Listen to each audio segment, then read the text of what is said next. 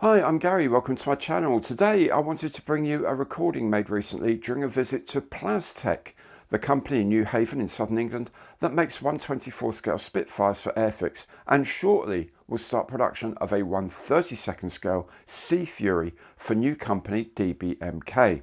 I chatted with Mark, the MD of Plastech, who also incidentally owns the Modelworx shop on the same site, along with Ilya and Will, the co-owners of Dbmk, and with Chris, a 3D designer they use, and a model maker of some considerable talent. As you'll see from the very start, it was quite a hot day. So, hello everyone, welcome. So it's very informal. As you can see, we're all eating ice lollies because it's really, really hot.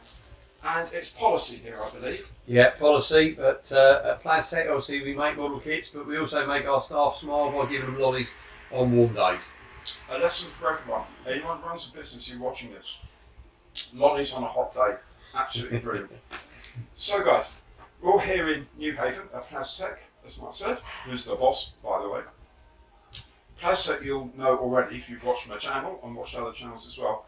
Other people who made the 1/24 Spitfire for Airfix. However, going to be doing a few other things as well in the future, which you are going to love. I promise you, you are going to be so excited about this. I only know that much about it, and I'm excited. Once you know that much about it, you'll be blown away. So, Mark over here, quick introduce yourselves, guys. It'd be easier. Yeah, so obviously Mark Thompson, Managing Director at Plastech, also co-owner with David on the Modelworx side. So obviously passion for modelling led me into obviously manufacturing in plastic parts. Did a lot of work and still do a lot of work for our friends at Airfix. And obviously that led into me thinking, well, why don't I have my own model shop? I can't find, it's getting harder to find good model shops, good kit-based model shops. A couple of years ago started Modelworx. Modelworx has grown. We're about to relocate it into a slightly bigger premises. So yeah, as well as a manufacturer, I'm also there with you guys as a modeller and now as a retailer. So yeah, exciting times ahead. That's brilliant. Everyone keeps saying to me, "Oh, bricks and mortar model shops are dead." No, they're not. I was here in the early days of Modelworx. I came to see. I've just seen the premises they're moving into. They're relocating. What, 3 times the size, 4 times the size? It's about 3 times the floor space that we're going into. Another floor on top where they can run tutorials and lessons and stuff. Absolutely amazing. So there is a demand. Bricks and mortar is still the way forward. Absolutely brilliant. And of course the other thing is that you know that the kits you're buying are made by people who have passion for model making. So they ain't going to let any quality control issues go through. I think that rubbish. They care. And that's good to know. Ilya. Yeah, Ilya Sobolev, co-owner of DB Model Kits. I'm in this industry for last good 25 odd years, and scale model as well. Didn't finish any model kit for last 25 years or so, but still, yeah, have passion for it, and I believe myself and Will, we can bring something new to the industry, to the scale modelers who share the same values and the passion for model kits as we do, Will and I. Yeah. And Ilya, by the way, has a passion for the biggest burgers I've seen in my life. Yeah, it goes in one go. Very, very impressive with a burger. Well, it didn't last long, it has to be said. So, my name's Will Packard, I'm a co-owner of Dbmk. I built my first model, a Matchbox Fokker Warfare 90, in June 1976, which is always over 49 years ago. With Ilya, we want to do stuff and bring kits to the modeler that just haven't been done before, but do it in a way that is they're like designed by modelers for modelers. And we want to basically a top quality product that are both accurate and buildable. Which is what we all want, isn't it? Basically, how many times we sat down, built something, goes together like a dream, you're sitting there thinking, yeah, but the door's in the wrong place, or this isn't right, or that isn't right. It's niggling, right? Or it's absolutely perfect, and it takes you a year and a half to build it because it's too difficult to build. And halfway through, why am I doing this? These guys have got it minted between the two things, accurate and buildable. Watch out for that. Chris. Hi, yeah, I'm Chris Sargent. I deal in a lot of 3D side really, so it's 3D drawings, 3D printing, printing off the parts, like for Dbmk, so they can check fit. It gives them something more tactile in their hand to see, to feel out, so they want to make any changes as opposed to seeing it on the screen, which sometimes, again, like having a model shop, is bricks and mortar side of having something to hold and look at and make the changes. And I do drawings as well, X drawings, decal drawings, and all sorts of things on the model side. Generally, have done for 31 years now. Wow. Yeah. And a pretty ace model maker as well. Oh, well, sort of. Yeah. Also, an extremely modest chap. Yeah. Very, very, very modest chap as well. Brilliant model And maker. that's why I go right there like that. I love it. Thank you. So, we're all together here in New Haven because we've been chatting about this. Well, these guys have been chatting about. I've been sat in the background thinking, I can't let anyone know anything about that. It's really frustrating because I promise you what these guys have got planned is phenomenal. But for the shorter term, for the immediate future, two things spring to mind. Hawker Sea Fury and De Havilland Hornet. Two first kits from Dbmk that are going to come to market. Both 1/32 scale. So the Hornet is going to be big. It's going to be a proper kit. Well, you saw the plastic. Yeah, I've seen the wingspan of it and the fuselage.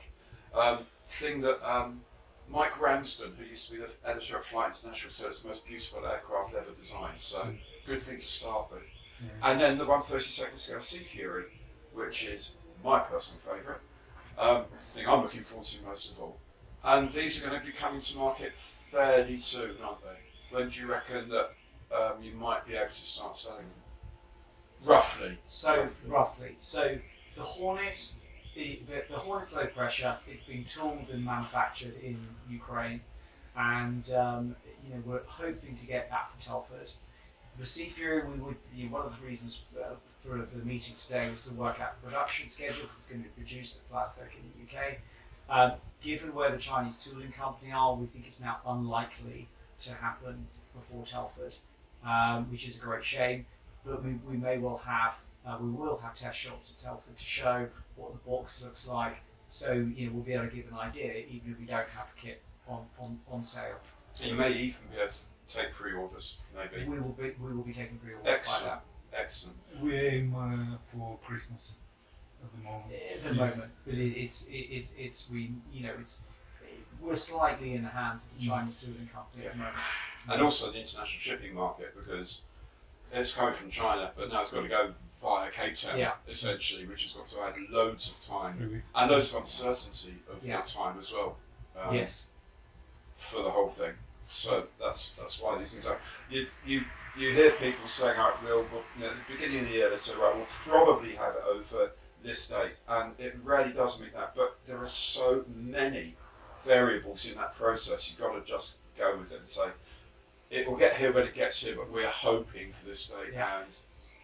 And Well, I've been over and seen the initial start of the tooling with the Chinese tooling company, and I've got to say I'm very, very impressed with the setup over there, the level of work they're able to achieve, the quality of the tools.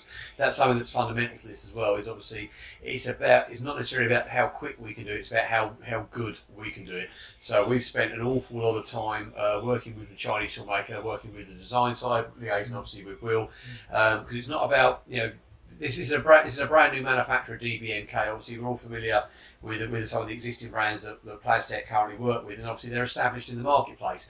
If you're coming to market with a brand new product, you've got one chance to make a nice impact in the market, and you want to be remembered for what you've achieved in terms of the quality of product, and the quality of product comes from the quality of design and the quality of tooling. So from a manufacturing point of view, it's far easier to manufacture a high quality product from high quality tooling. And the level this product is at, I'm very confident, and I've got a lot of belief in what I've seen from the tooling side. is there a particular reason you chose those two subjects to come at the beginning of your, because you're a new company? Must be. I guess you wrote down one day, this is my wish list of things I would like to see a model of. And then you have to go through the thing and say, well, we can launch this, we've got to get something that is going to be identifiably Dbmk, because no one else does it, or someone else has done it, and we have done it a lot better.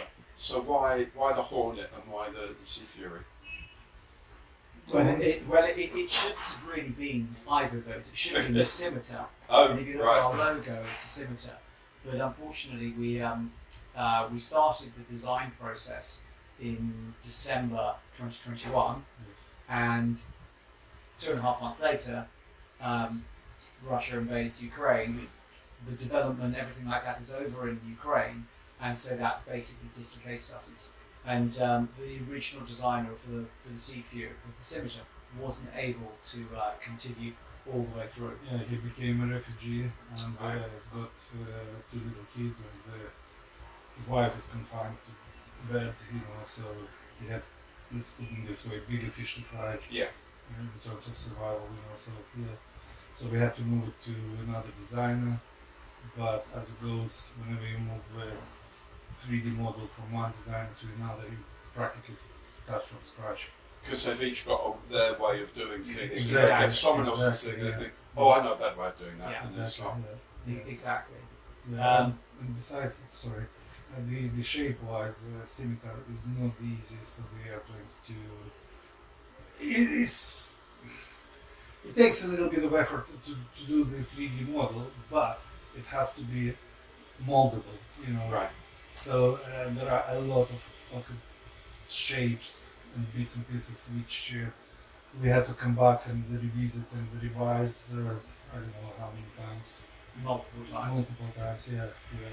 And this is where you presumably come in as well, Chris, is that if we get to a point and say, look, we can't mould that as one of these pieces, we'll do this in 3D print. or Yes. something.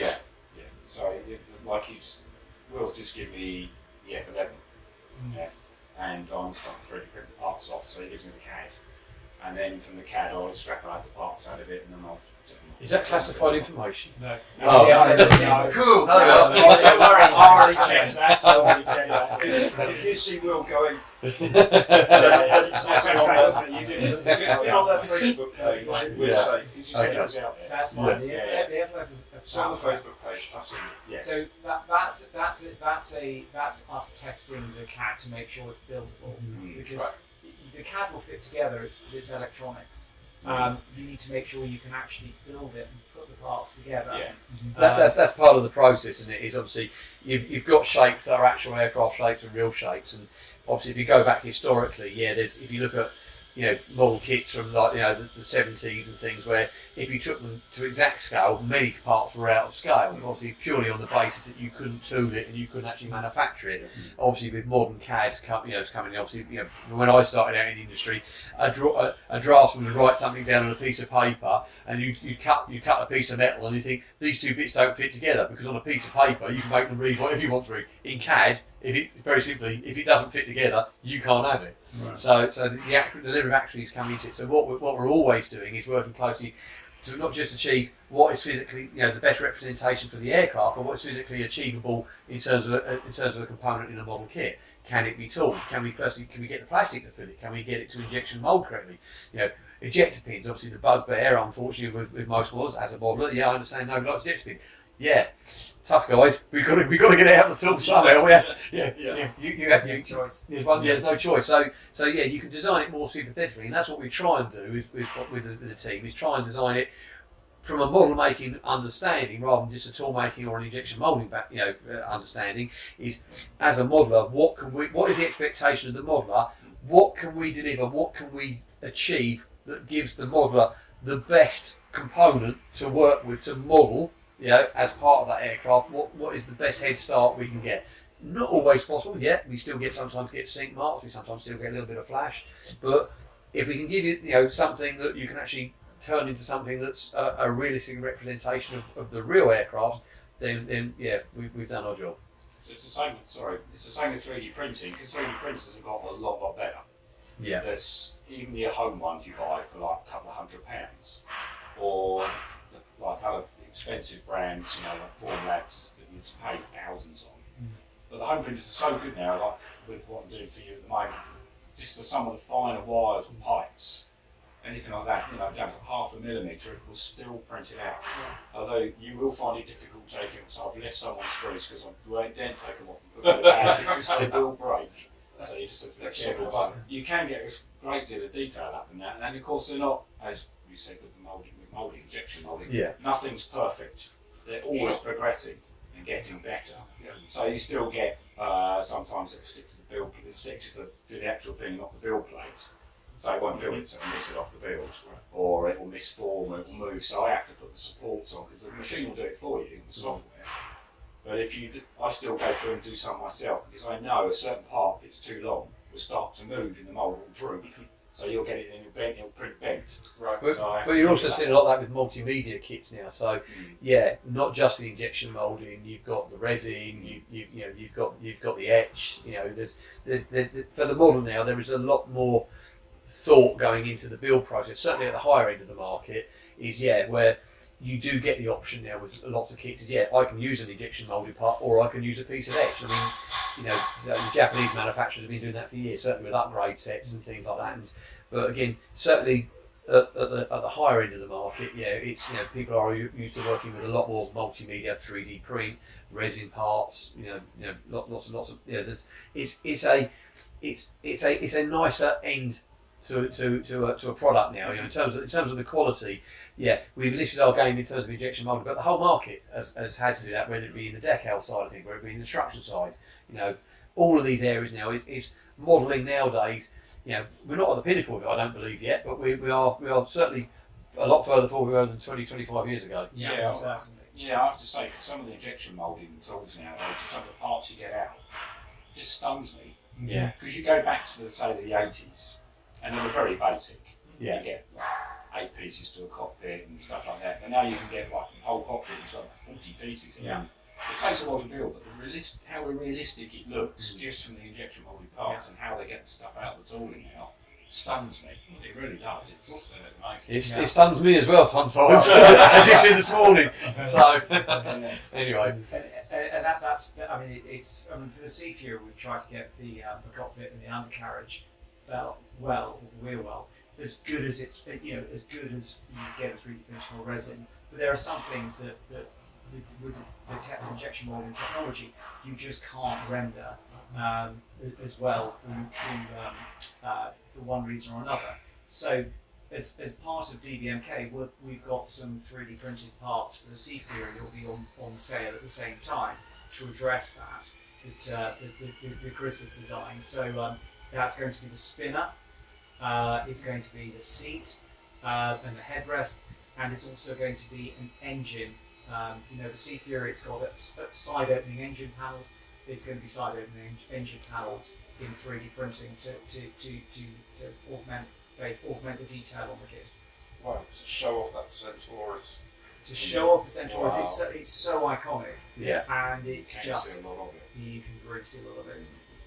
But we felt that that you're never going to be able to do that in injection mold plastic. So 3D printing we've had to go that way. Is there how difficult is it for you to define the cut-off where you are designing these things with more and more and more detail, and you're thinking this is turning into something that is going to be really difficult, that's going to put an average model maker off, not a complete beginner, because a complete beginner isn't going to be spending that sort of money. It's pushing the boundaries. I mean, we've seen that there's detail and there's detail. I mean, sometimes you look at bits on kits and you just think, firstly, is it even achievable as an injection moulding? Yeah. Can you actually scale it down?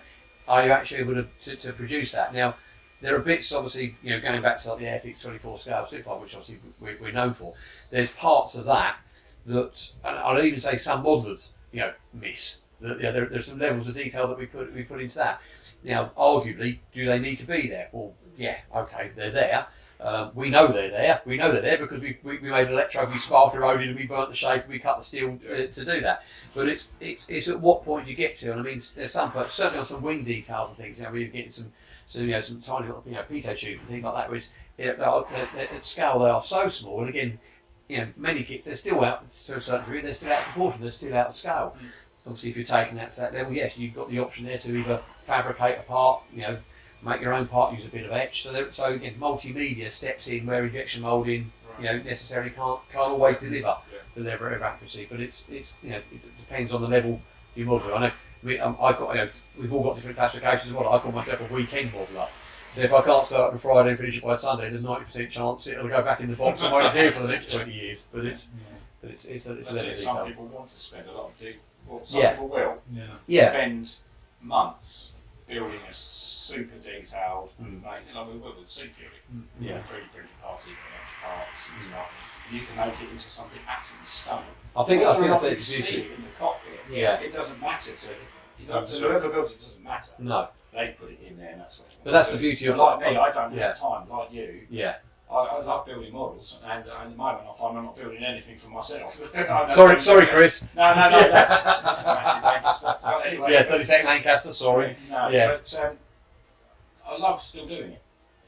So I'll always do it to whatever people want, but I don't get time to. So I want something I can just quickly do, and it looks the part. So for me, the outside and how it looks and everything you see is fine. But that's the beauty of a kit like the C-Fury. So we're all lucky. We've seen the C-Fury. The level of detail in that kit is you can take that kit wherever you want to take it. Yeah, and then you add your basic form. Yeah. It still looks That's it. Straight out the box. Beautiful build. That's what Fantastic. I was amazed at. Yeah, how it goes together and what it looks like. Yeah, the detail. And that's very much been our intention. But the reason we didn't include 3D printed parts in every kit is it will just push the cost up and push it over the point where people will think, if not everyone's going to do it, then it's better to offer it as an add-on rather than just put that price on every single kit sold. So I found I did both the Airfix and the Gecko 1/35th scale K2Y ambulance, the KT ambulance. I love building the Airfix one. It was a lot of fun. That was a while ago. It was a couple of years ago. I remember. I did the Gecko one, and I thought, well, I'm doing it for YouTube. I've got to put on all the bits. I got sick of building it. I actually got really fed up. I got there in the end, but I'm looking at the photo etch thinking, do I need a photo etched padlock to go onto this clasp over where the water bottles go so they stop people nicking the water? Do I need to do that on an ambulance? No. And I worked out if you have the back doors closed, don't detail the interior, you lose about 30% of the parts count. And it's an ambulance. I think sometimes you think maybe these are over-engineered to begin with, because I don't want people to go into a kit and think they've in some way not achieved what they could have done from it, looking at a whole load of parts left. But if you've got something that is highly detailed out of the box, as we would say, that is there and you can spray it and the details come through the spraying and you can look and go, wow, that looks really cool. But if you've got the skills, take it to another level. That I think is where people want to be. The C-Fury, you see, the way I look at it, the way I see it, looking from a model builder's perspective, is that I know I can build that out the box and I'll be pleased with it because it's the airbrushing and the washes that will bring all that detail out. And then you can wear it, and then it's all there. Because all the really detail, panel lines are beautifully thin, sometimes you get them that's far too thick. It's like caverns, it's ridiculous. But they're deep enough, and the rivets are deep enough that even though you're spraying it so that you undercoat it, give it its top coat, and then you'll give it a lacquer so it will wash on and finish it with decals and things or whatever. You'll still have that detail there. Right. The resin will pretty helps add to it if people want it. But like all of us, a lot of people don't have a lot of time. It's a Saturday evening, a Sunday afternoon. The rest of the time you're working all the time, you've got children or whatever, and it's that moment when you sit down 2 hours, get it out, and it's not overly complicated, get everything out like bending action, but it's thousands of decals on and stuff like that. You want something. I think sometimes we've gone a bit too far. I think things have gone a bit too far sometimes. They can become too detailed. It's parts for the sake of part count. So what we've done, we've had multiple, I think we've got up to 13 versions of the CAD before we finally signed it off.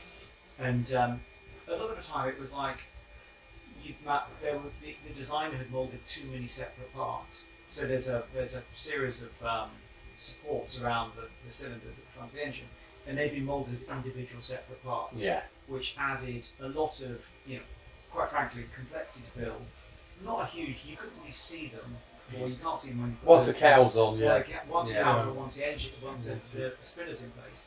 But from a commercial perspective, it's more parts, it's a larger sprue, so it puts the cost up. So typically, what we've done is, where it doesn't compromise accuracy, we've moulded as many parts together as we can. I think obviously with the Seaford, we had the same thing with the undercarriage, didn't we? When we reviewed the undercarriage, the complexity of the undercarriage, yeah, it's for what it was giving us in terms of additional detail. It was again, there's a commercial point to this as well. Is okay, it's highly accurate. It's where it needs to be, but again, from a strength point of view, from a part count point of view, from a complexity of the tooling, it was adding more parts, it was adding more cost to the tooling. What were we getting back in terms of detail? Marginally, hardly anything. So I would say it's not a compromise. It's just a Common sense. it's common sense. Yeah, there's a common sense approach, and ultimately, yes, you can stick some pipes on it if you want. You can put some some clamps on it, run a bit of wiring down it, and you can lift it if But as a kit, I mean, out the box, it's we're lucky we've all seen it. It's a very high impact kit. It's one of those kits that certain kits you see, it really does. It's a beautiful looking aircraft anyway, and so that it sits very well in the 30-second scale. I'm excited to be making it, as you can tell. It's very exciting to get the first test shots and start thinking together. Yeah. And it's like literally the cockpit was just like wow. Yeah. It's like Yeah, I do love the way it sticks them on the sides and it all locates perfectly. Yeah. So I don't even, you don't have to glue it. yeah. No. Because when I mocked it up for the 3D parts I was drawing, I could literally slide it in and it just popped into place. Yeah. And I thought, I can just leave it there. I don't have to glue it.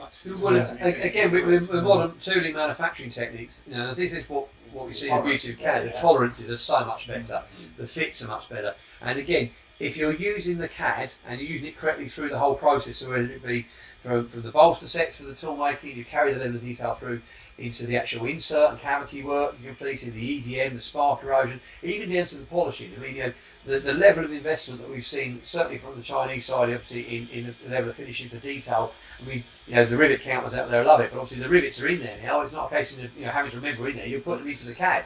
The machine is taking that and it's using that data to create the best components possible. And again, the interaction of the fits between those components, all down to the quality of the machining, the sparking, beautiful, absolutely beautiful. And it's almost to the point, but there's not enough room to put the glue in. So it's definitely liquid. Extra thin. You've got to build with extra thin, to get the gaps that's so tight. Yeah, usually I do a dry fit of the parts. Yeah. With the Sea Fury, I mean, I'm into 70-second scale, alright? Not 30 seconds. So, There has to be one. What I've done, I just put all ordnance in the under wing store as a dry fit, and it was like this. Oh my god! I didn't use any glue. I literally didn't use any glue. It's like I said, it just clicks together, So and so the engine cowling as well, I mean, those were the first parts I received, and I was like, well impressed. So is that what you're aiming for? I know it's a big bar to set for yourselves, but it's that kind of thing that you want to do. It's very accurate, but it's going to fit together. It's going to do It's got to be this. buildable. So we changed. We've had to make numerous changes to tooling, which is not cheap, based on the test shots. One of the things that we realised was that the location of the undercarriage wasn't particularly positive, so we redesigned that, and in each kit there'll be a pin about an inch long that basically positively locates it. So rather than expect people to drill the pin out and put it themselves, we put that in the box. So that will mean that it's a really positive, strong joint for the undercarriage, and held in the right position. This is part of the reason as well why this one hasn't come to the market, not necessarily as fast as we'd hoped. It's about getting out there and doing it right. So when you've got the test shots, so things that work in CAD, work in CAD. Things that work in 3D prints, work in 3D prints. Things that work in moulding and actually off the tooling, when you get them there and you actually put them together, you think, it's good. but is it good enough? Yeah, and at certain points in the marketplace, yeah, it's probably acceptable. But is acceptable okay if you can make it excellent? And I think that's full credit to these guys. Obviously, yes, there's commercial pressure to get it out there. You know, Dbmk at the end of the day is a business, but rather than rush the product into the marketplace and be remembered for how good potentially it could be, is to delay it into the marketplace just slightly and have it as good as it possibly can be. Yeah. And I think that's what, certainly for a launch product. I mean, there are lots of brands that we forgive their faux pas for the odds and sods, for the bits and pieces where it could have been better. Some of us forgive. Some of us forgive. Some of us are brutal. Don't you think some of us are all of a certain age that we've grown up with parts that don't fit? Yes. I'm doing one at the moment with the undercarriage doors. No, all 5 pieces don't fit Yeah. at all. So I've had to rescribe them and cut them all down so they actually fit into the actual the undercarriage up to don't understand this particular aircraft. So again, I think we've all come from that sort of era where we've had to modify and chop and cut pieces off just to get things to fit, like wings or something. Nearly for modern kits, certainly when you're buying kits over a certain price point, there's a level of expectation. The bar has been raised, and because the bar has now been raised with that level of expectation, at the price point the kit will be. Yes, it's not an expensive kit, I believe, for the quality of the kit, but it is a considered purchase. So when you have got a considered purchase, and you're selling to a modeller, not just a generic someone that's just wants to build something with the aircraft, you're going to be selling this to a modeller. There is a level of expectation, and the bar has been raised. So as a launch kit, certainly this kit will be up there, if not surpassing some of the most exciting releases in the last few years. And obviously, when you're doing such an iconic aircraft, obviously, so you're not just coming in with another aircraft. You're coming in with a Sea Fury, a 32nd Sea Fury, but a new manufacturer, and the expectation level is high. And I don't want to. I use my analogies in cars. We're not coming to the market. Certainly not bringing a Dacia to the market, where we're at a higher end. We're at a higher price point. And when you are at that higher price point, it's got to be right. It's got to be good. And we know certainly the way the modelers are online with the forums and things, generally you can get one go at it, and it can be, I'd hate to think that we were kind of making a product for these guys that were coming to a market that was it's good enough, let's get it out there. Let's get it out there right. Let's put a firm line in the market and say, this is what we represent, this is the stance. Yes. You've got 2 very different products. You've got the injection moulded product, which is the Sea Fury. You've got the low pressure version, which is obviously of the Hornet. So they're going to be very slightly different in terms of still very, very good aircraft. But the line in the sand has got to be now. If you're bringing in a new product, you're introducing new products to the market, and we know many companies have done that recently in the last few years. There are some that have come to the market with a very weak offering. Some have come to the market with a very, very first strong offering. And certainly for these guys, and obviously what our intention is to deliver them the best kit possible to go to market with as a launch product. Excellent. So, Sea Fury, similar to sometime next year. I would hope Sea Fury this side of Christmas. Hornet's probably going to be first, because we're about 2/3 of the way through the production sprues, and they're quicker to do. And so we're hoping, fingers crossed, we'll see if we can get that out of Telford. That's going to have 3D printed parts in the box. It didn't make sense to try and the technology won't support the things like the seat and various elements of the cockpit and wheels, as injection molded plastic. Right. So we've done them as 3D printed from the start. But it's the key thing is that it's buildable. It fits together. It's got locating points. It's just blended in a slightly different technology. And it's worth saying that my priority, or our priority is accuracy. As a modeler, my priority is accuracy. I've lost count of the number of times I'm chopping stuff around, wedging stuff in, building it out. Just because he's into big scales. 70-second modelling. Easy to hide. 144th. So we've gone for very much kind of like, we've gone back to the source. So be it factory drawings, be it a 3D scan and factory drawings, and that means that for the Sea Fury, we're really comfortable that it's accurate. We took the CAD model, we took the scan, we overlaid them at various points during the design, and saw, yeah, I can see that, you know, it's the right shape. Nothing is worse than you putting a lot of effort into a kit and then realising that actually, God, that windscreen's not quite right, or the wings aren't at the right angle. It destroys it. Whereas, and what we're hoping is just to take that risk out from the modeler. And we had a great deal of support and assistance from our Australian contacts. David Collins for the Hornet, who's built a full-size cockpit, 1:1 scale, which is a beautiful piece of work in the original materials.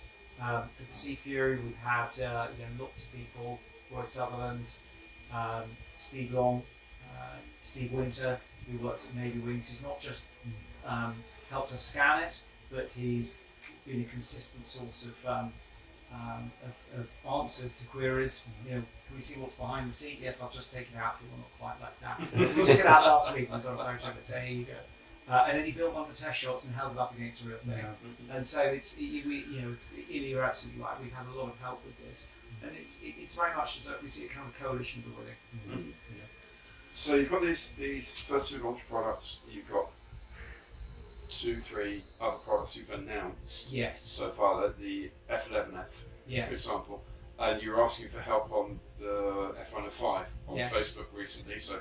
Yes, you're doing an F105. We are definitely doing an F105. 48th as well. In 48 scale. That's going to be a beast. That's massive. So, do you have a sense for?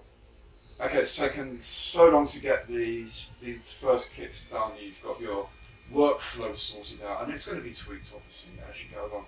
But have you got a sense of how many you're potentially releasing each year, or planning on bringing them? Is it 4? Yeah, the master plan, yes, to have 3 to 4 kits a year at this stage. Yeah. First, that's a lot of work going on. One a quarter. Yeah, that's a plan, and I'll just finish this up. So that's our production list. Right. We've got a bank of over 100 3D scans to start off with. We're constantly getting building up references, researchers. So researchers. We've got and the idea is that it's taken a long time to get the first products up, but we haven't said right, we're just going to start on the next product when we've got the first 2 products out. Everything is echelon. I think that's important. Again, it re-emphasises the point of getting the right product into the marketplace. If you get the right product into the marketplace and the market is well received in the marketplace, there's a commercialist list. So let's get the right product. Let's sell the right products at the right price and generate the interest within the market.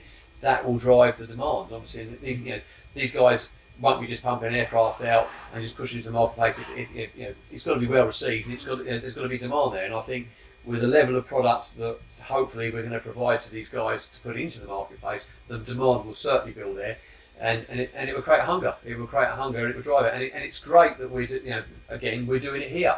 Obviously I'm recently in China, recently in Singapore.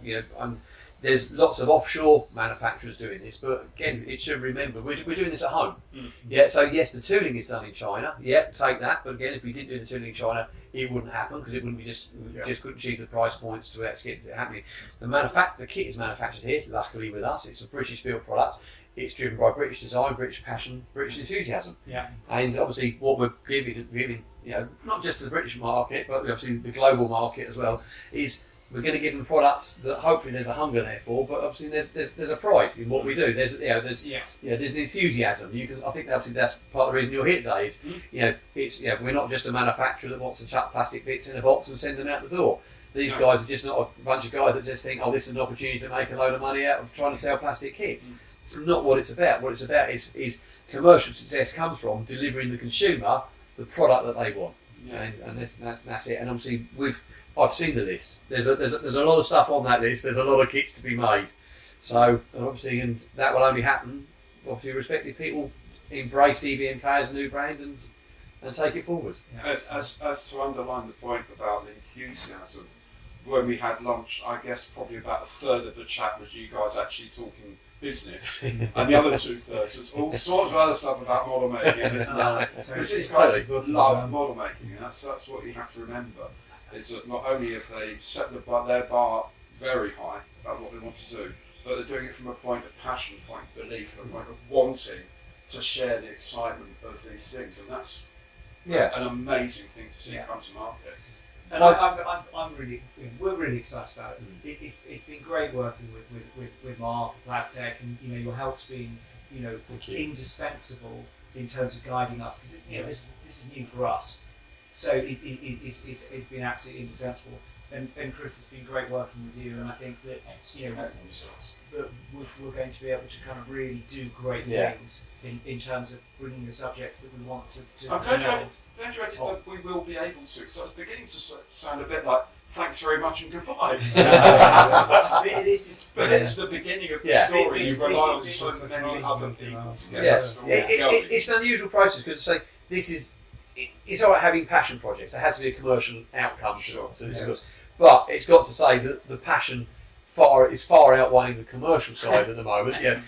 Let's be honest. If we're sitting here all thinking this is the way to become millionaires, trust me, it's not. Yeah. This is not the way to get rich quick. I think we're all dreamers. And that's it. Some dreams have to come true. That's right. It's a dream. And what modelling does is for all of us. It ignites something. It's a passion. It's that the world in scale, to have something.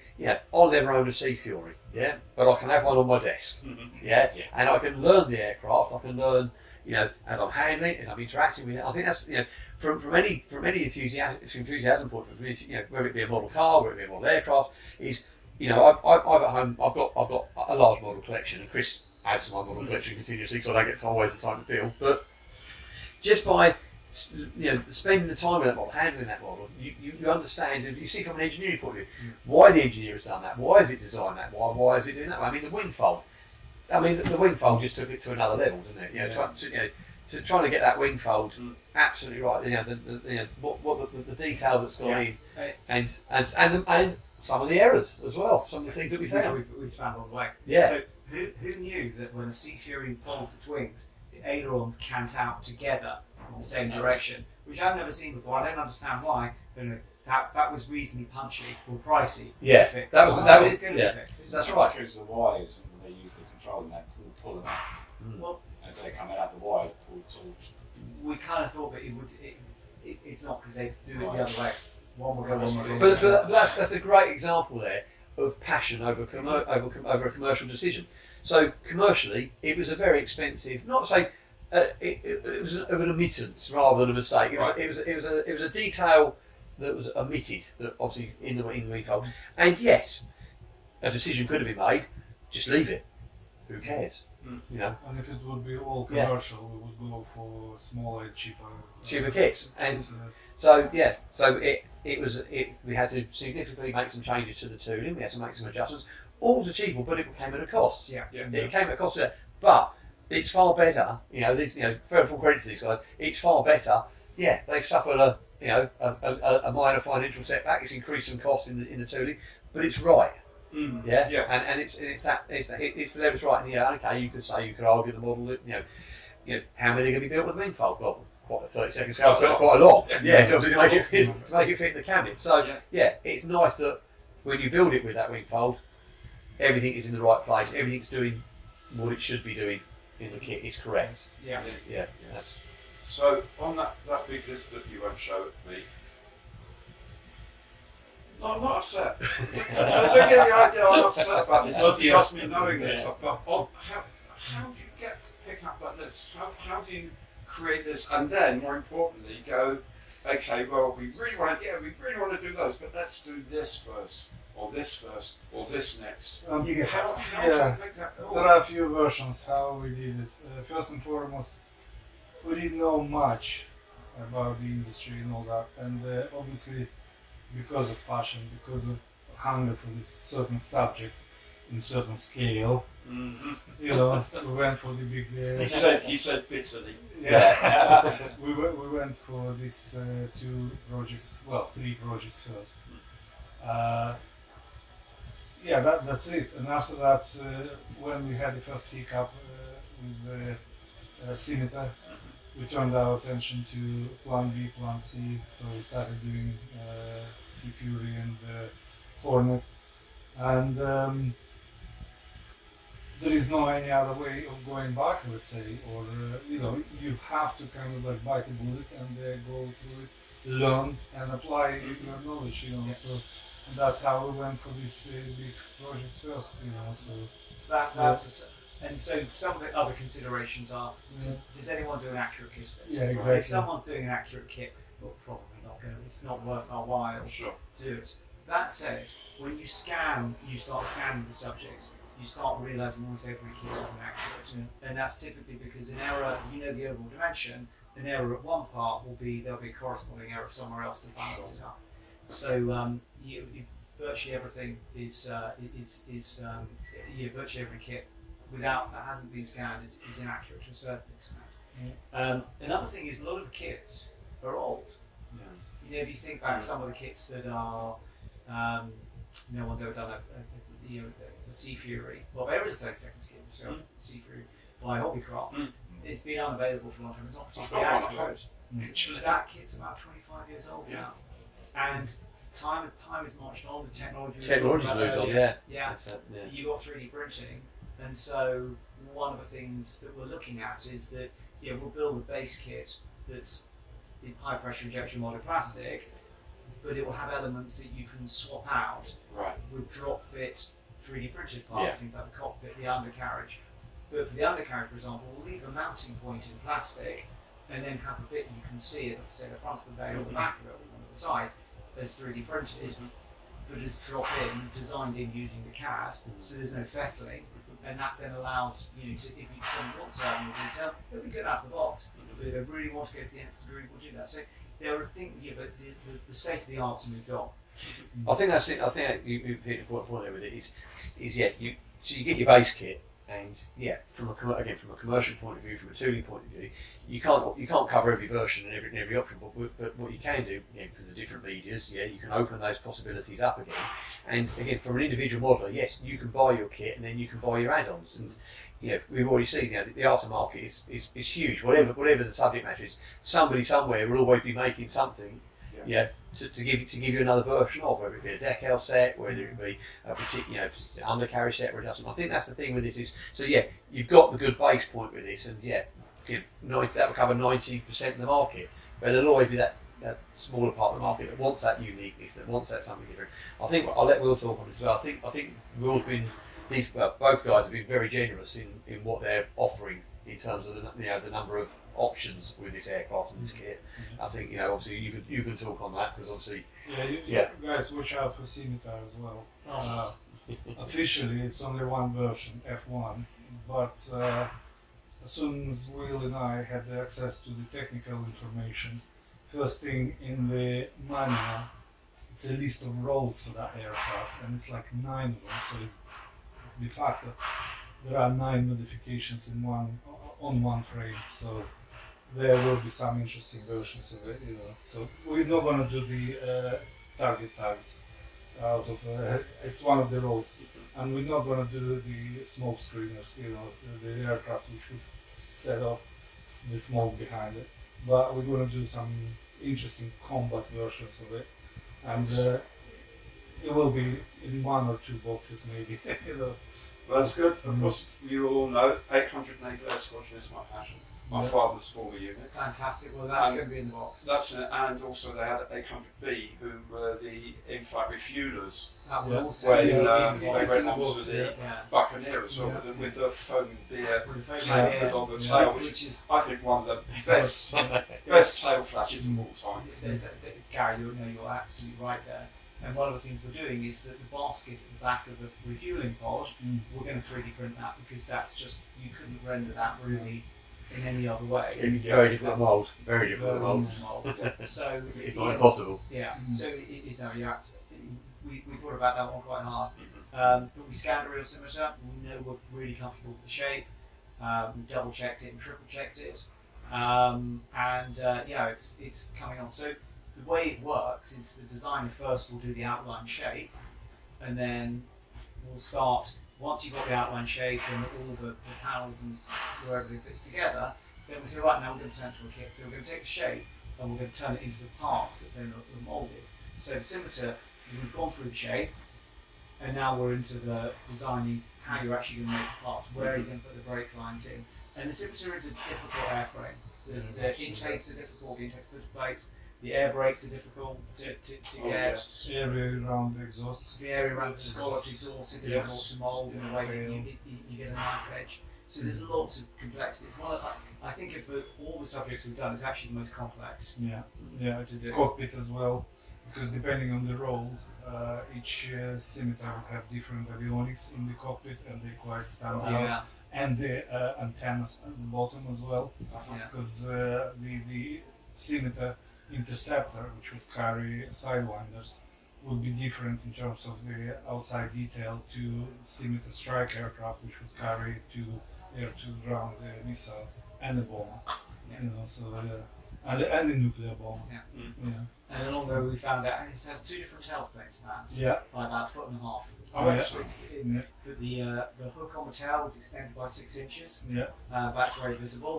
But you look at something for 40 years, you don't notice it, and suddenly you realise some of them the tail is the back of the hook is in line with the back of the tail, and others is 6 inches. It sticks out by 6 inches. So there are lots of little things we captured along the way. Two different noses, early and late one. And 3 different noses if you count the PR one. No. If you look at the late, if you look at late modification, and if you look at the recce modification, I counted 5 different noses. 5 different noses. Wow. So this all late. And this is what design meetings are like. It's been a real journey of discovery. And we were up at 6 o'clock this morning for an hour-long design meeting on a subject that's unannounced, and we'll come to. But that design is probably 75 to 80% done now. And the idea is that once C3 is done, then we'll just join the queue in tooling after that. And the scimitar's coming out in 48 scale. And we'll think, and 70 seconds. And 70 seconds. It has to feel all like of you really happy. who are really fed up with looking at eBay and saying, I'm not paying 100 quid for a 172nd scimitar from Extra Kit, you might not have to even think about that soon. 172nd scimitar. Better to sell Very mine. exciting. And it's Daniel's cricket, isn't it? Better to sell mine. Yes. Yeah, and it will be accurate as well. So it's off a scan, so we're pretty comfortable that it looks the part. All you have to do now is a 148th Hawk or Osprey, and that would be great. I can build the whole history of 800 Naval Escort in 48th now. I've done it in 72nd. But in 48th. Osprey, nice. Alright. Will's little black book makes an appearance again, that's it, There were 4 marks of them. Yeah. And you could do them with floats. It's I think the thing really is I've always been so frustrated when things have been inaccurate, and being able to scan something and get it right first time, and actually be able to check it and say really that's really what the thing looks like is a game changer. I think the market's moved on significantly. I mean, years ago, we all lived with raised panel lines, and it was the way it was done. And I worked with a guy many years ago. He was a toolmaker, and he toolmaker for Airfix. And when they brought the launch patrol boat, the Corvette out, it was well known the prop pitch was the wrong way round. So it was originally launched. And everybody, when that kit first came out, and it was purely because obviously it wasn't done in CAD. It was done from a Panzer, but it wasn't reversed. So the first launch there, everybody said, "Well, this boat's going to go backwards." And he said, I worked with that guy in a different incarnation. He wasn't working for Airfix at the time, and again, there was all these things. The Spitfire again was, if you measure the Spitfire on the 72nd line, it was at scale, yes, 3 inches too long, and again. The hunger for detail, the hunger for accuracy, the hunger for 8 different nose versions, the hunger for the right amount of rivets. We can get that detail in there now. We can achieve certainly through modern tooling a lot more accuracy and a lot more detail. And that's the thing, is what you're seeing now is obviously, again, coming back to the thing of subject matter. let's be blunt, you want to, you don't want to make one that you're going to sell 10 of it. And I mean, it's the age-old problem. Obviously, yeah, I get people through the shop. Don't they make this kit? Don't they make that kit? Why has no one ever done that? Well, historically, it's not been done. Obviously, certainly in high-pressure injection moulding, purely because of the cost to do that. It's all right. You don't want to make a model that you're only going to sell 10 of. Yeah. However, 3D printing. I've got one over there that Chris has made in the box. That's it. Yeah, so 748. They only couldn't find a 72nd 748. I've had that built for a friend of mine, a New Zealand schemed aircraft, XRF, ex-Queen's Flight, I believe. And the only thing we could find is I found some really, really bad 3D printed versions, didn't I, from a Japanese FDM 3D printed. like a washboard. Yeah, that's it. Yeah, No. that's it. Yeah, it's a fuselage for the blind. It was, literally, you could literally read the levels on it. It was that. And I bought 2 kits and gave it to Chris, and Chris pulled his hair out of it. He ended up recasting half of it and remaking it. But I redid the windows because the windows were some sort of a button in. no, It was just like, I don't know how the guy worked it out. The guy's in Japan, he's clever. Yeah. Really clever how he does stuff, but it's not on our level, so I took a casting off the side of it. I redrew it in CAD in 3D, got the windows the right aperture with the depth, and then made a back form for it, for the cockpit windows and the windows on the side. so that's the level that he Because took it to. it looked better. But So, when I went out there, to what's available? There's nothing available. There is no kit out there, and for what I consider to be a relatively well-known aircraft with a following, there's nothing currently available. Yeah, he's on the list. Who knows? But anyway, but yeah, as a 3D set, 3D prints, Chris was able to make me an accurate representation of that aircraft. But again, commercially, is it commercially viable? I don't know. But say to find a guy in his shed in Japan making a 1970s English aircraft, relatively renowned aircraft. Yeah, it's what's available, and I think it was good. it's It's a nice shape, he's kept it rather well. the shape was good. He's Yeah, up in his game a bit, so yeah, there we are. because I followed him on Facebook. But anyway, Interesting. So as well as all the 3D parts and photo etch, you've got 8 schemes, is it, for the C-Fury? The C-Fury is 7 schemes in 7 the box. schemes. And so it's got Wow. Canadian, Dutch, Australian, and British schemes in the box. So you're not tempted to do 2 or 3 and then a year later do a reboxing with another 2 or 3? Well, we thought about we it. thought about it. Yeah. I mean, if it's just decades, it's almost not worth it Okay. because you've got to have the expense of having different decals, different box. Yeah. And if it's the same kit inside, we may change this. But ultimately, what we thought was that we'll give the modeler the maximum. We'll give them all the schemes they would want in the box without having to buy an aftermarket demo sheet. And we hope that people buy multiples of the same kit to say, I want to do a Dutch one with the orange nose, I want to do a Canadian one, I want to do a glossy blue one, I want an aluminium or a silver one. I think you're giving the models a big dilemma because they're all such great schemes. Yeah. It's like, what do I do? What do I build? It's the simple answer, by far. But yeah, there we are. Yeah. That's the answer. That's why I think people who set the Thunderbolt will do the same. I actually bought 3. I just literally bought 3 72nd kits off of someone because I wanted a different skin, and I'll redraw the decals myself. Yeah. Usually, from my experience, whenever you release the kit, the aftermarket market follows you straight away. Give it about a month or 2 or 3, it will be flooded with all options. Besides, when we did our research on the livery for the Sea Fury, I came across this Canadian website dedicated only to Sea Fury, and the guy actually covered practically every Canadian Sea Fury you can think of, and they done the decals as well. Wow. Every one of them. Well, for most of them, anyway. Yeah. And you just scratch your head and think, gosh, where do I find the Canadian version which is not covered by them? So we found one, but it's there. People ready for it. So. I think while we're on the subject of decals, it's worth pointing out that the decals are cartograph as well. Yeah. So obviously Davide and Valentina, in my opinion, offer probably the best decals. The best now. The best in the market. Absolutely. And again, it was no question from these guys. We're building the list. What is the dream team of putting the best bits in the box, and straight away, it wasn't unquestioned. It was quite a car drive. Again, it's at a cost, but again, it's the level it's taken to. Yeah. It's what they do best. And that's what we wanted. We wanted to get the best out there to make it easier for the modelers. So you don't have to worry that the deck is going to disintegrate and not stick. They're going to be translucent and they're not going to cover. And it is the same with the photo etch. The photo etch for the Seafury is manufactured by Eduard. For the Hornet, it's actually going to be designed and manufactured by Eduard, and so that they're really they're kind of part of the ecosystem. For the Hornet, there are going to be 2 boxings, and the reason for that is that we can bring the price down by having different sprues for different versions. Right. So you're going to have an F1 PR2 version, all over silver, all over PR blue, PRU blue.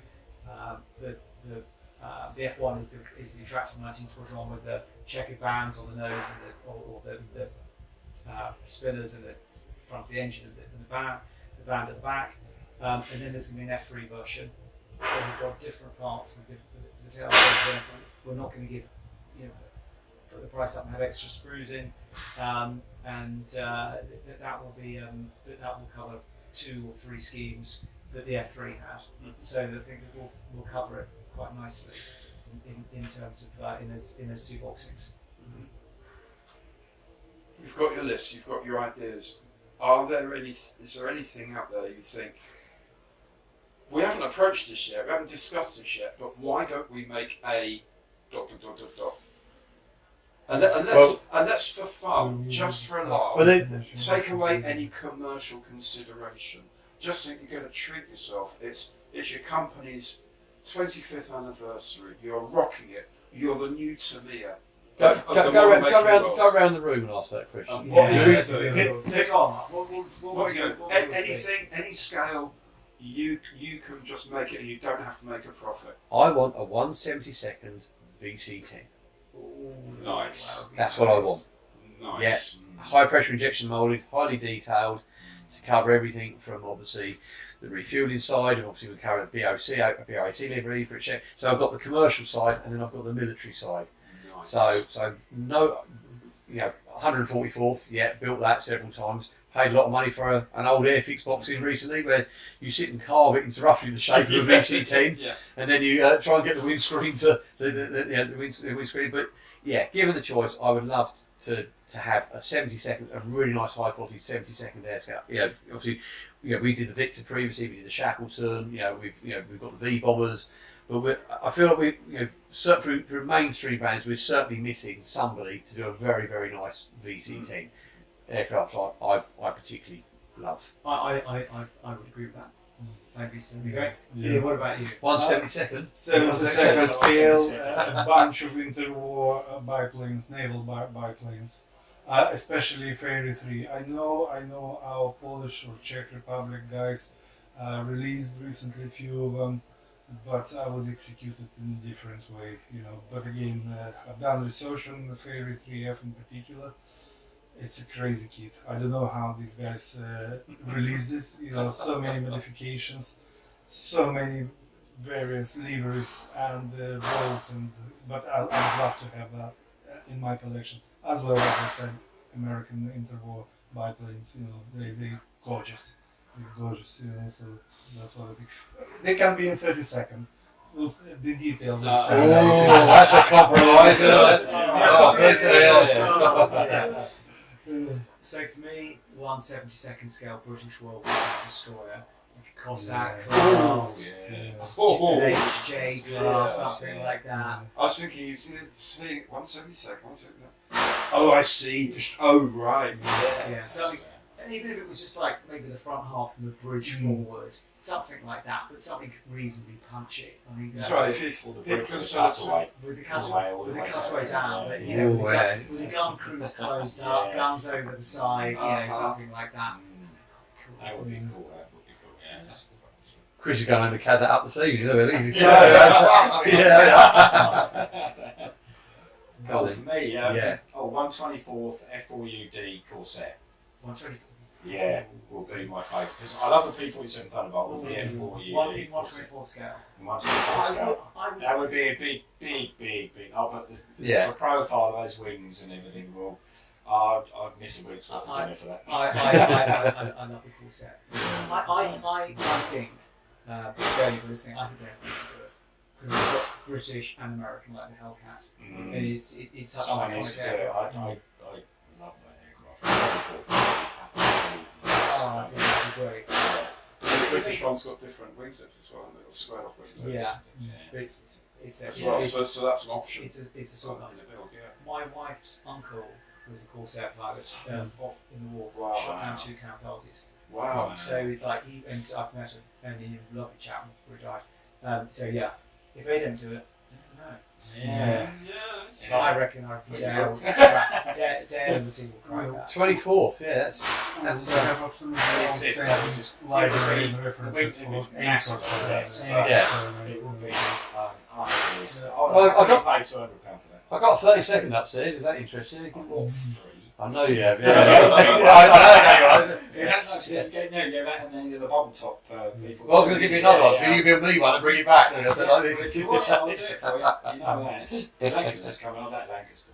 Wow. Yeah, Chris has given me a 30-second. Sorry, that's away from Digging. Yeah, we've been able to address It's modern. Hong Kong model 30-second Lancaster. Well, I think It's silly, isn't it? It is. It's a monster.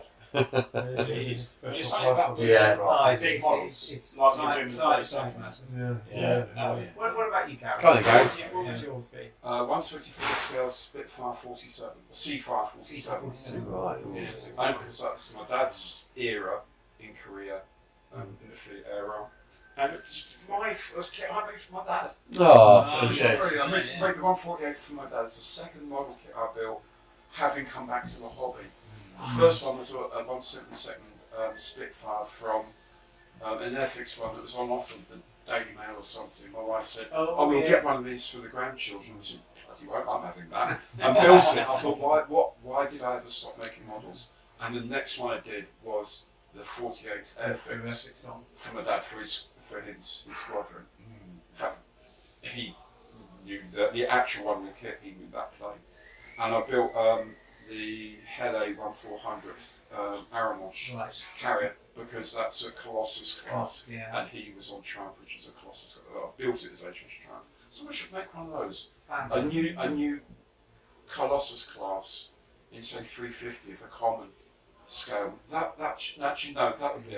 Someone will make a Seafire eventually. Someone will make a Seafire 40, maybe not in 24th, but someone will make a new Griffin engine Seafire, won't they? One day. 30-second scale will. But they will. We've already announced that. So the thing is, so Heavily leading it. So we've scanned 4 or 5 Spitfires, including late marks. We are almost certainly going to go out. We've got factory drawings, a lot of factory drawings of the Spitfire, including all the key 47 changes, because the flaps were bigger. I'm not quite sure they achieved that, given the flaps only attached to the rear spar, and that's quite a big significant change, which means that the radiators cut out at the back to allow the flaps to open. But we've got the factory drawings for that, for the nose, for the cockpit, for the windscreen, everything like that. And we've got access to the one last remaining airframe in Montana. So yeah, we're going to do it. We've been exploring how to do a high pressure Spitfire, Griffin Spitfire, and do the whole family. And the Spitfire's a bit kind of like a Lego or Meccano kit. You can kind of bolt those bits together and come up with different marks. But basically, if you look at the fuselage from the Griffin, the 2-stage Griffin Spitfire, from the spinner to the rudder post is the front of the engine, the front of the airframe behind the spinner to the rudder post is actually the same aircraft. Okay, you've got high back, low back. You actually can get around that with just a different insert or 2 different fuselages. Everything else is just modifications out. The wings change when you go to the late marks, the tailplanes change. The shape of the fin changes slightly, but it's all very kind of common break points and transport joints, and you can just literally plug and play. So yeah, we're going to do, as you said, we're going to do the 14 and the 2-stage Griffin Spitfires all the way through to the 47. Excellent. If you do the 47, can I ask you also add in a little scale wooden chocks that they use because to get the flaps for takeoff. Because, well, it's interesting because I'm not sure they're on the Seafire. I think. I know they definitely were. My dad told me all about them. Well, no, because they were definitely the market that they definitely did use them for was for the at the end of the war they flew some 14s off carrier RAF 14s off carriers, and what they found was that standard they took them without the flaps down at all. They just wouldn't get off the deck. That's right. And they also refitted the extended wingtips, the standard wingtips, to the clip wingtips, because that to allow them to get off the decks. So that there were some aircraft out in the Far East, lovely schemes, but had the original Spitfire wing rod and the FRs with the full wing rod and the clip wing. And they definitely had the chocks. And so it may have been the same chocks, to be fair. Well, but I just probably know it was a that they were ship's there. carpenter got an order one day from the boss because they went out. They discovered that at full load And in that's hot probably it, conditions. yeah, but they. The catapult didn't work, which no one tested it because no one ever needed to test it. Yeah. And so it required considerable length of time there. The systems just didn't work. Then they decided on the rocket propulsion as well. And then one of the two drive shafts failed, so it was only on one screw for most of the time, so it couldn't make enough speed plus the wind over that, and they're just like, sorry boss, even with that it's just not going to get off the ground. And then someone probably said, oh, I heard this trick the RAF did on their ones. And right, ship's carpenter, up to the bridge please, I want like 300 of these. Yeah. And then he said that with this thing was, off you went with the rockets blazing, everything. You got off the ground, you got into a climb, wheels up, make sure everything's okay, then flaps down, flaps up, flaps down, flaps up. Just to drop the chocks off. So if you can model the little chocks in that bit. Well, we absolutely certainly, brilliant. we certainly could do that, but no. So that's all underway, and the Spitfire will be coming out. It's not back in design yet, but it will be back in design very shortly. Brilliant. And we'll be doing the whole thing. We'll basically all the marks. Well, we have one two-stage Griffin that we won't be doing. We don't think we're doing it as the 19 because it's a completely different way. Right.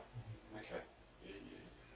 So that's where you think you're saying about coming to market and establishing your reputation quite quickly, because everyone will say, that's a Spitfire.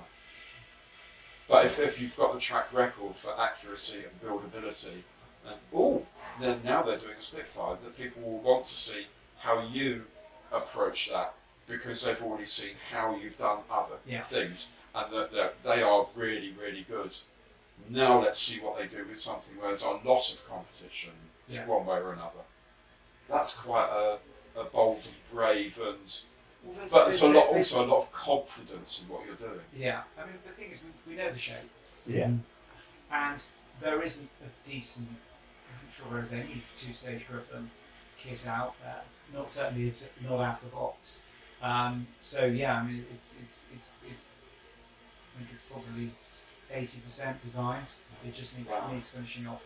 But it's been designed and literally multi-version from the get-go. I think the argument is the Spitfire is done to death. Well, okay, yes, it's such a popular aircraft, and there are so many variations. And I think what we've seen, obviously, we manufactured the 24 scale one, obviously, and again on the forums I noticed, obviously, yes, no secret, the beer barrel one's been released, but I've got to say it's sold in numbers. And if it sells in numbers, you can't argue with the numbers. And when you put a kit out there and it does deliver the numbers, yeah, okay, it's the third release of the 24th. It's a different version of it. Yes, it won't, but it was never intended to be at the same scale as the 8 and the 9, those particular versions. But as I say, it's the reason the confidence is there. Certainly, obviously, with our other customers is purely that they do sell the numbers, and the popularity is still there in that aircraft. So Spitfire's iconic. Yeah. It's like in many ways, everyone's got to have Spitfire in their collection. In a way, they're probably saying, why aren't you doing Spitfire? If you don't do it, what are you frightened of, Dbmk? What are you scared of? Why aren't you doing Spitfire? Well, I think the other thing with Spitfire is obviously, there are again entry ones. The Brian Lane version, obviously the Qatari, very popular, sold very well for us in retail. You know, the demand is there. So yeah, so okay, Whoopee, another Spitfire. Well, Whoopee, another Spitfire. Yes, there is still a strong enough market and demand.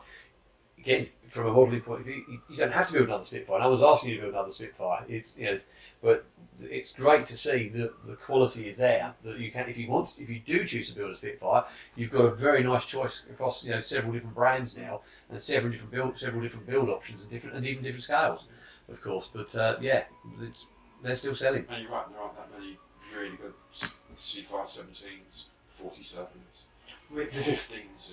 There just aren't really good ones out there. Now we scanned the 17, the Navy Wings, but that's a single speed.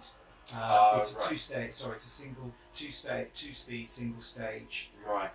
Griffin. So Right. that's not the Not Mark in- 12, which is its kind of natural. Right. It's got Oppo Yeah. 15 as well. That's not in the plan at the Right. moment, but you know, who knows? Who knows? All this from asking you what you wanted, eh? I know. I know. It's brilliant. All this from me just saying, oh, can I pop down and see you guys? Look, I know you're very, very busy. I really do appreciate your time and your generosity of all your wonderful things, what's coming up and things like that you tell me about. Still really annoyed about that. But thank you all. And looking forward to seeing this. Thank you. And what- An Hornet, sorry. Thank you, really Maybe good a to us. sea Hornet, by the way. Do you know? Go on.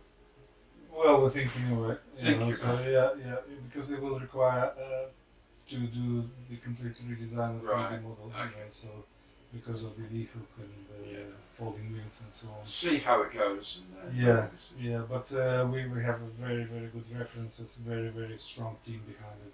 Our consultant, technical consultant, he is one of the best. Oh, we in can the say world, the best. it's Arthur Bentley. Yeah, So Right. he's Yeah. drawing the CAD for the Sea Hornet. Right. And Excellent. if the single seat cell RF1 cells, then yeah. yeah. Let's see how the area version is. Anyway, great. Thank you very much. Thank you, Mark. Thank you, Harry. Thank you. Yeah. Well, Thank Chris, thank you so very, very much indeed. Thank you, guys. See you soon, guys. That's Take great. care. Bye-bye. Cheers. Bye. Well, there we go. I hope you enjoyed that. I'll be back to Modelworx once they've opened a new shop, and I will try to visit Plastech to see the Sea Furies coming off the line. Until then, thanks for watching today, and I hope to see you again on the channel very soon. Bye for now.